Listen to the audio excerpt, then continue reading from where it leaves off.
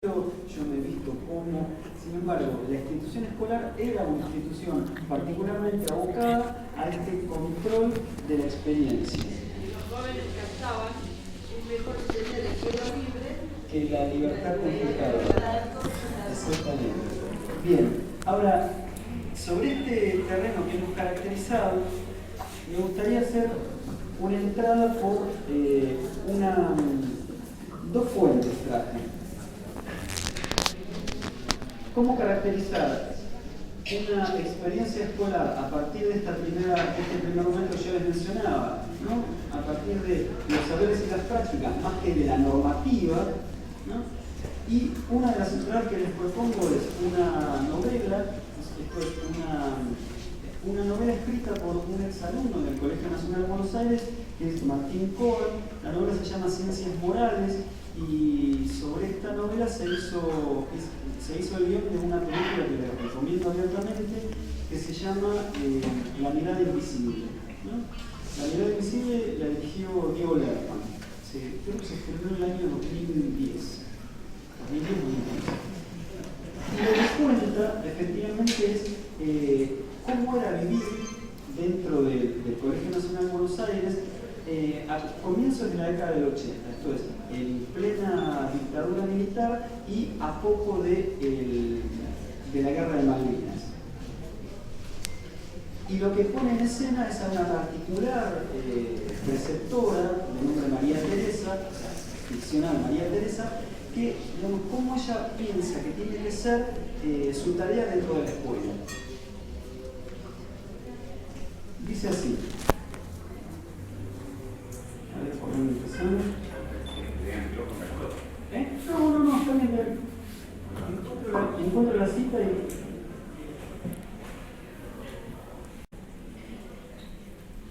El sonido del timbre que los demás por lo común calculan, a ella, a María Teresa, esta vez la sobresalta. Es el final del recreo. Ese timbre, que suena con firmeza, pero no con estridencia, dura exactamente 55 segundos. Algo menos que un minuto. Es un dato que nadie ignora. Hay una razón muy concreta para que convenga saberlo y para que la medición se ajuste a la precisión cronometrada de los 55 segundos en vez de conformarse con el cálculo somero del minuto completo. Y es que en el momento exacto en el que el timbre calla, sin que el eco del timbre sea considerado parte del timbre, es obligatorio que los alumnos hayan formado fila, en perfecto silencio y en el orden progresivo de las respectivas estaturas, delante de la puerta del aula que corresponde a cada una de las divisiones. Tercero, décima forma delante de la penúltima puerta del claustro. No pocas veces se escucha una pisada, el roce de una suela en el piso, y a veces hasta una risa, una vez que el sonido del timbre cesó, y es una ocasión en la que deben intervenir los preceptores. ¡Silencio, señores!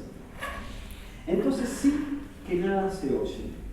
Si lo que hubo a destiempo fue un paso tardío, es preciso verificar que tras el error los alumnos estén debidamente quietos. Si lo que hubo, en cambio, con mayor gravedad fue una risa o un rumor de risa, hay que tratar de ubicar el jocoso que con toda probabilidad seguirá tentado para hacerlo salir de la fila y para proceder a sancionarlo.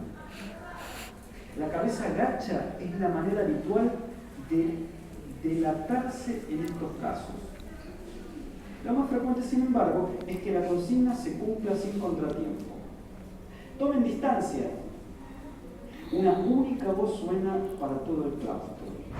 Parece rebotar y repetirse, por efecto de la altura de los techos o el grosor de las paredes.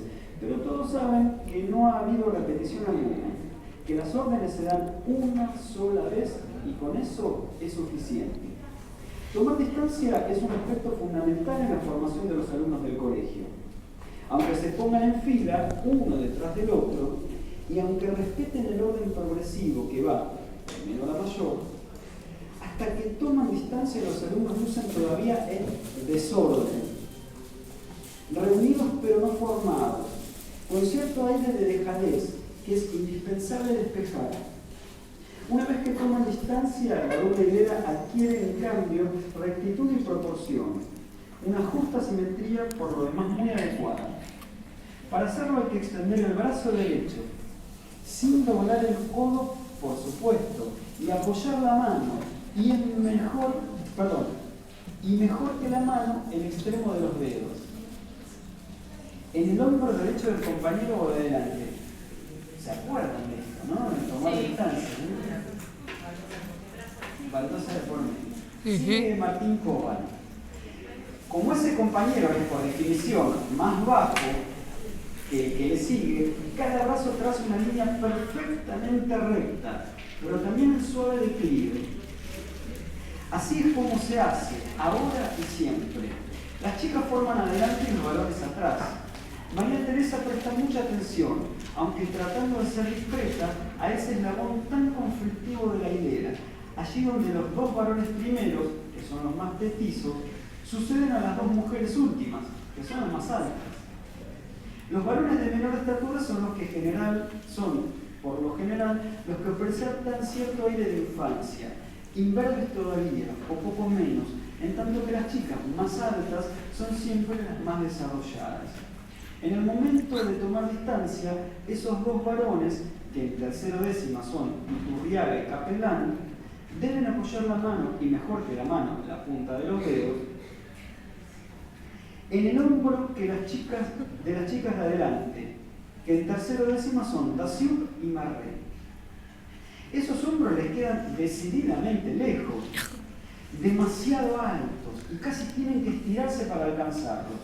María Teresa, la preceptora, escruta ese contacto con toda minucia. No es la diferencia de estatura lo que le importa, desde luego, ni que Iturriaga o Capelán puedan perder la mejor postura al estirar el brazo para tomar distancia. No es eso, ni tampoco el gesto claro que el brazo adopta al ir tenso hacia adelante y hacia arriba, sino otra cosa. Es otra cosa. María Teresa debe fijarse, escrupulosa, en lo que pasa con esa mano de varón en el hombro de mujer, mientras dura la situación de la toma de distancia, una situación que no tiene, como lo tiene el timbre del final del recreo, un lapso de extensión fijo y predeterminado, sino que depende de la decisión personal del señor Biasuto, el jefe de preceptores. Bueno, la verdad que tengo ganas de seguir leyendo, pero vamos a seguir ahí. Fíjense cómo la pluma de Martín Cobal retrata esto que él vivía como estudiante en este particular momento, ¿no? Todo está medido escrupulosamente. El timbre dura 55 segundos, no un minuto. Las órdenes se dan una sola vez. La división entre varones y mujeres y cuán peligroso era el contacto entre unos y otros, incluso en una práctica que era de lo más estereotipada y escrupulosamente vigilada, que era la toma de distancia, ¿no? Una práctica de por sí militarizada y demás. Porque lo que cuenta efectivamente es el silencio y el orden. Ahora, ¿qué se hacía con este silencio y orden? ¿Cómo los estudiantes vivían en este particular contexto este silencio y orden y respeto? Lo vivían, con mucho pesar, pero también resistían a este orden. ¿Cómo era una forma de resistir a este orden? Si nos quedamos acá, la imagen que nos queda es que hay una opresión constante. En efecto, hay una opresión constante, pero también hay acciones cotidianas de los sujetos que resisten.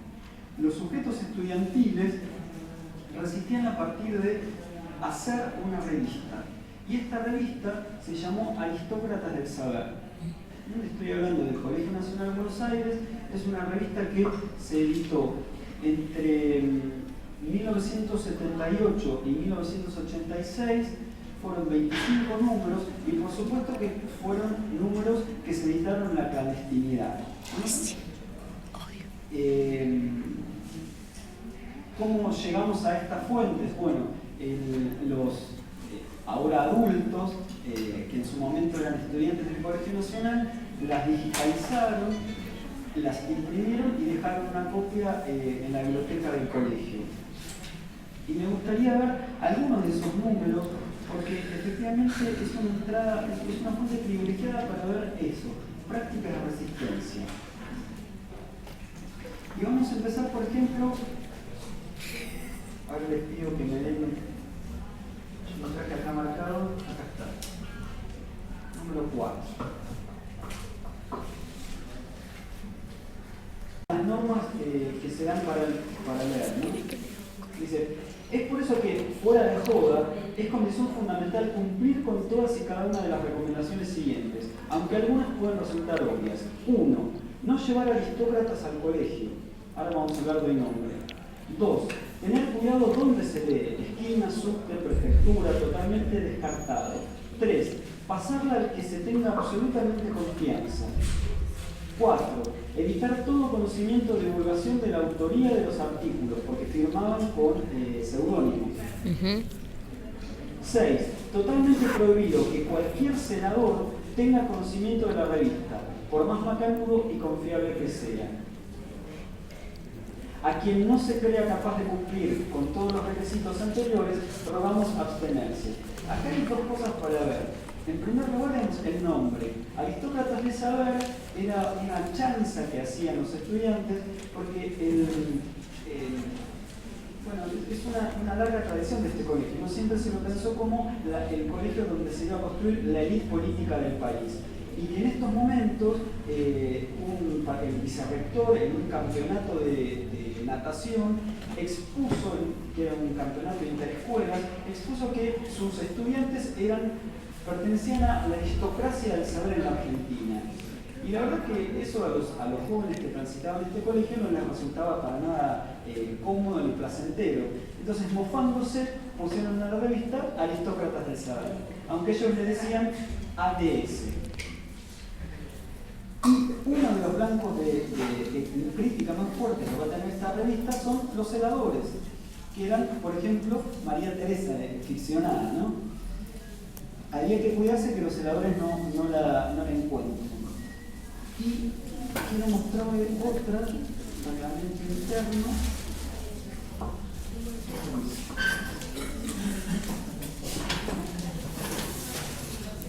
Falta. Exponemos aquí las faltas más comunes. 1. Sobre las relaciones amorosas entre los alumnos, porque esa es otra de las entradas que me gustaría conversar con ustedes, digamos, porque una de las formas de pensar la historia de los jóvenes en la Argentina es, digamos, y casi es una forma, un tópico difícil de eludir, es la sexualidad. Entonces fíjense, sobre las relaciones amorosas entre los alumnos, lo otro no. Dice, pero ¿qué es lo otro? Muy fácil. Lo otro es todo lo que no está permitido, o sea, todo. Las siguientes faltas serán castigadas según se detalla. Dice, 1. Quienes sean avistados por los agentes de las legiones de la decencia en situaciones como esta. Esto es, se piensa un chico y una chica tomados de la mano, ¿no? Serán castigados por pérdida de la exhibición.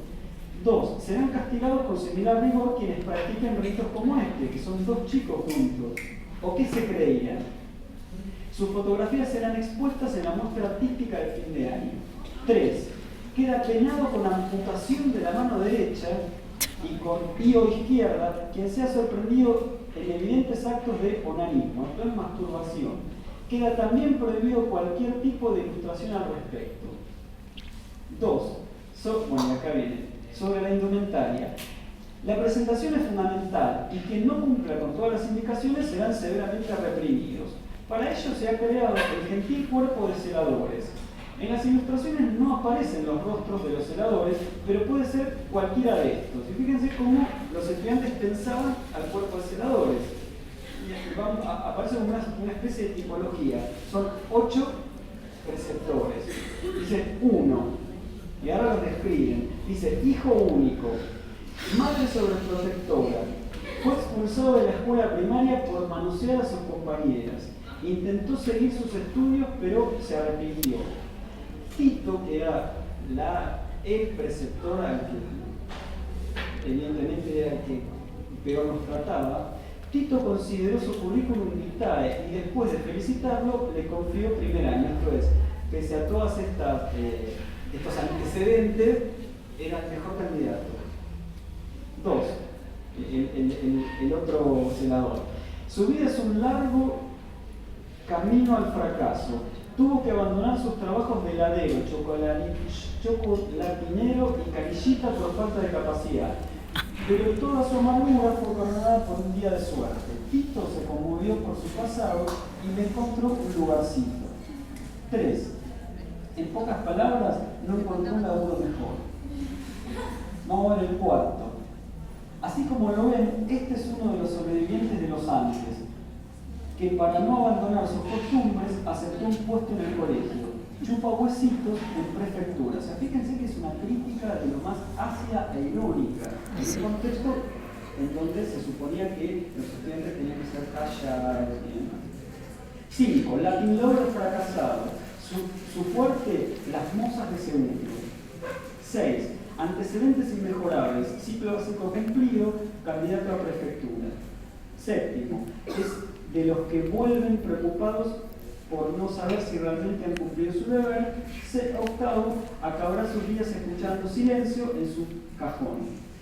Vean lo que es pedagogía, vean lo que es tener tacto, vean la sutileza personificada, vean el amor a la juventud, vean lo que es respeto, vean esa serena energía. Son nuestros celadores, nuestros ídolos, los eternos benefactores de la humanidad, la raza más bravía. Son ellos, sí, los nuestros, los que imponen silencio uniforme a viento y marea. Son ellos los conflictuados que pese a todo nos aconsejan, nos educan, nos cuidan. Véanlos, la raza incomprendida, son ellos nuestros héroes y nosotros sus víctimas. Una práctica de resistencia que les podía llegar a costar la vida, o la expulsión que, en palabras de ellos, era casi como su vida. Y quiero darles compartir con ustedes otra más y abro la ronda de preguntas. Así tengo esas para compartir. No, y después lo que tenía había seleccionado de otros números.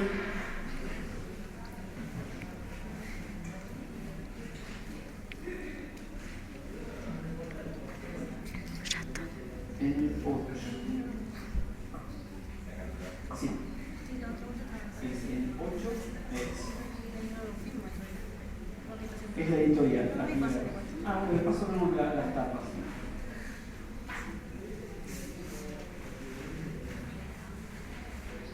Les decía, al principio empezaron con, eran 50 números, llegaron a 100, crecían a 250. Vamos a ver la editorial de este número, que es de 1979. A ver si es verdad, editorial, recomendaciones. Para no darle todo la editorial. Dice... Vamos a bajar un poquito, por favor. Ahí está. Insisten sobre algo. Dice, 1. La revista no es un simple folleto. 2. La revista es algo de todos y por una equivocación de uno podemos pagarlo caro muchos. Es por eso que queremos subrayarles la importancia de que ADS, Aristóteles del Saber, permanezca en sombras. Queremos entonces repetirles que es una condición fundamental cumplir con cada una de las siguientes recomendaciones, aunque algunas parezcan obvias. 1. No llevarla al colegio. 2. No dárselas a un celador por más gamba que parezca.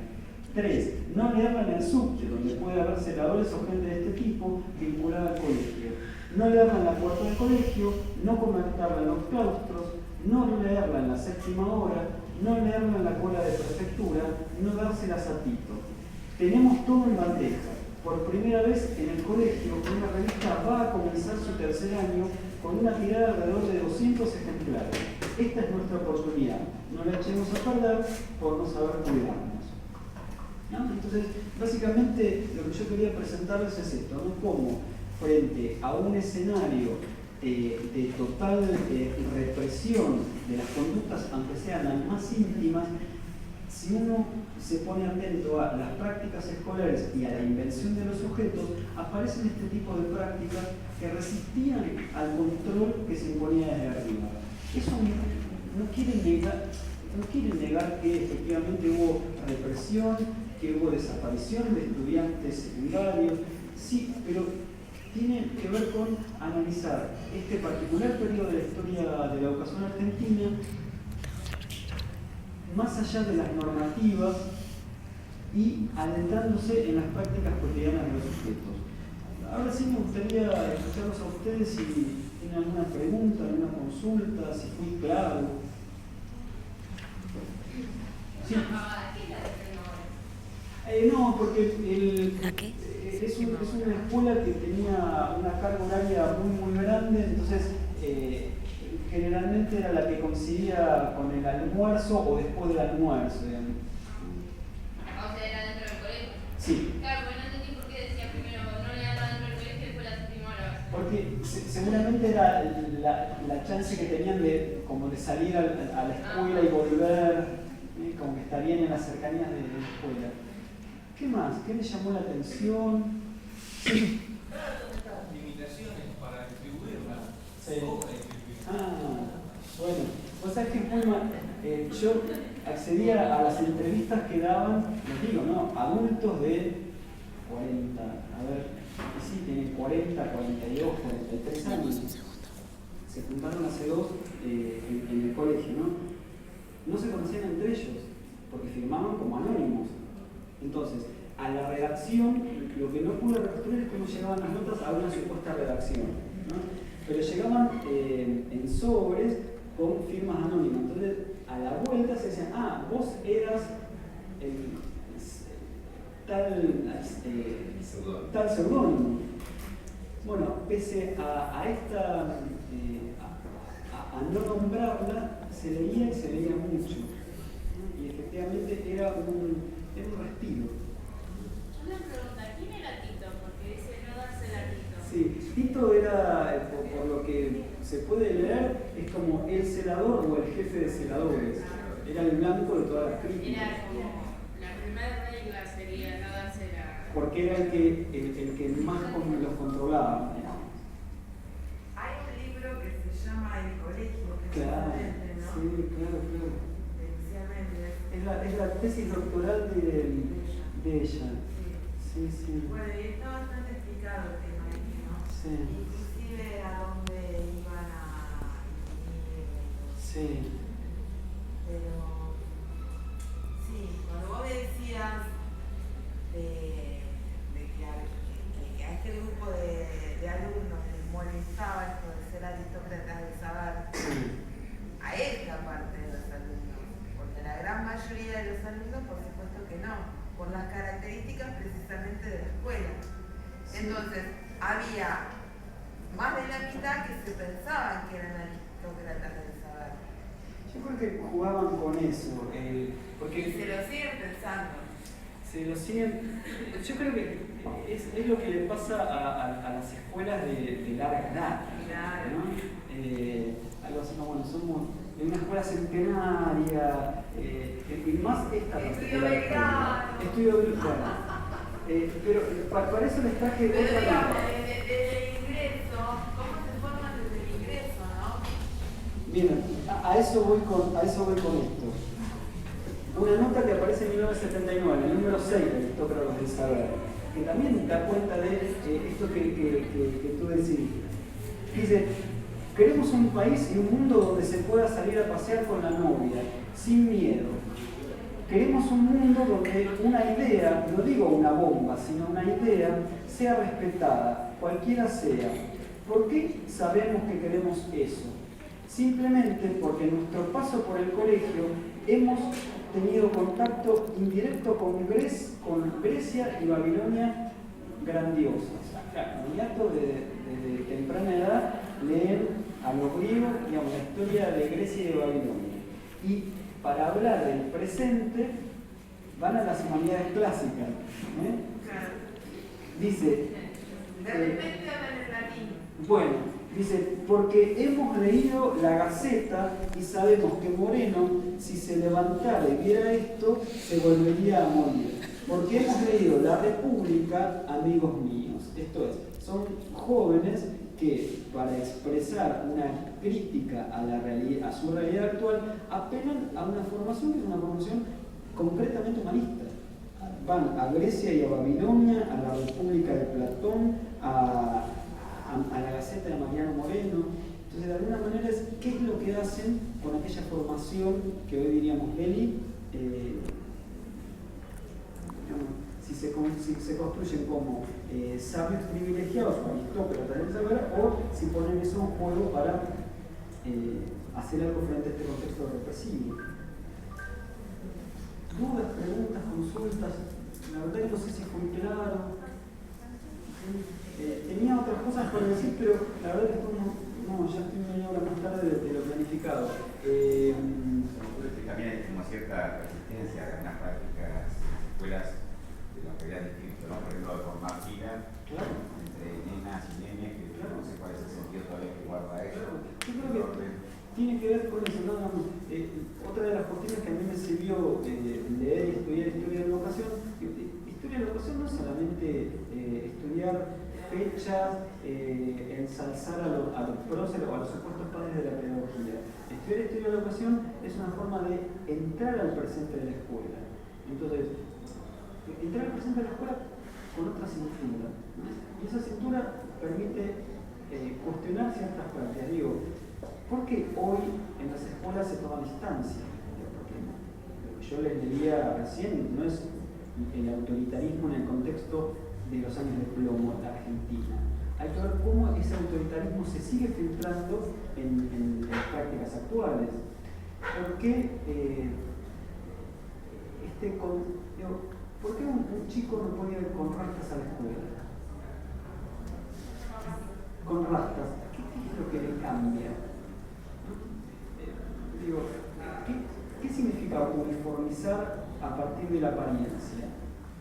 ¿Es deseable que en una escuela tengan una corbata atada hasta acá? ¿Eso habla de democratización de la experiencia escolar? ¿De arrasar las diferencias? Bueno, estas cuestiones que vimos hoy, ¿no? de control restricto, de prácticas autoritarias, no las piensen como algo que está allá lejos y hace tiempo, o que formó parte de la dictadura cívico-militar en la Argentina. Piénsenlo también como una forma de pensarse ustedes como docentes y ver cuando ustedes, una aula silenciosa es una aula en donde se aprende. El silencio es la fuente del respeto. Bueno, fíjense que en este particular momento el silencio era una forma de marcar al que se distinguía de alguna manera, instaurando prácticas de la... Bueno, piensen en eso, lo que me gustaría que se lleven de esta charla muy desordenada que di, tiene que ver con eso, ¿no? Estudiar los años 70 en la Argentina, o qué le pasó a la educación en la Argentina en la última dictadura militar, también es una forma de entrar al presente de la escuela. ¿Sí? Por mi parte...